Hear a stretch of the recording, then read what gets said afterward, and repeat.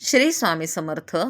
आज आपण राशीचक्रातील 10वी राशी म्हणजे मकर राशीचे राशी भविष्य पाहणार आहोत.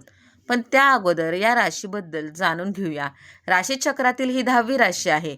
अर्थतत्वाची ही राशी शनी या ग्रहाच्या अंमलाखाली असून चर तत्वाची आणि कर्मस्थानाची घोतक आहे. या राशीमध्ये शनीमुळे येणारी चिकाटी, शोषकपणा, गंभीरपणा आहे. दशम स्थानाची आणि अर्थतत्वाची राशी असल्यामुळं काहीतरी मिळवण्याची धडपड या राशीत आहे. पण शनीमुळं उदासीनता, नैराश्य, वैताग, बारीक सारीक गोष्टी मनाला लावून घेणे असं जाणवतं. दशमस्थानाच्या या राशीत बराच काळ विचार करून शांतपणे चिकाटीने कार्य पार पाडण्याची कुवत आहे. या राशीत येणारे 3 नक्षत्र म्हणजे उत्तराषाढा, श्रवण आणि धनिष्ठा.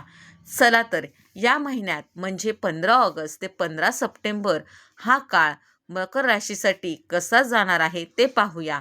हा काळ मकर राशीच्या व्यक्तींसाठी नवीन संधी, कामातील जबाबदारी आणि आर्थिक नियोजन यांचा राहील. सुरुवातीच्या काही गोष्टी संथ वाटतील, तर महिन्याच्या उत्तरार्धात प्रगतीची चिन्हे दिसतील. कामाचा ताण वाढू शकतो. मेहनतीचे योग फळ मिळेल. नवीन प्रोजेक्ट किंवा जबाबदाऱ्या मिळण्याची शक्यता. व्यवसायात नवीन संपर्क फायदेशीर. उत्पादनाची बाजू ठीक आणि अचानक खर्च होऊ शकतात. नातेसंबंधातील गैरसमज दूर करण्यासाठी संवाद महत्त्वाचा राहील. कामानिमित्त किंवा कौटुंबिक कारणाने प्रवास होण्याची शक्यता.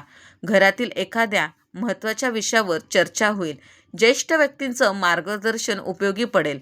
विद्यार्थ्यांनी अभ्यासात सातत्य ठेवल्यास चांगले परिणाम मिळेल.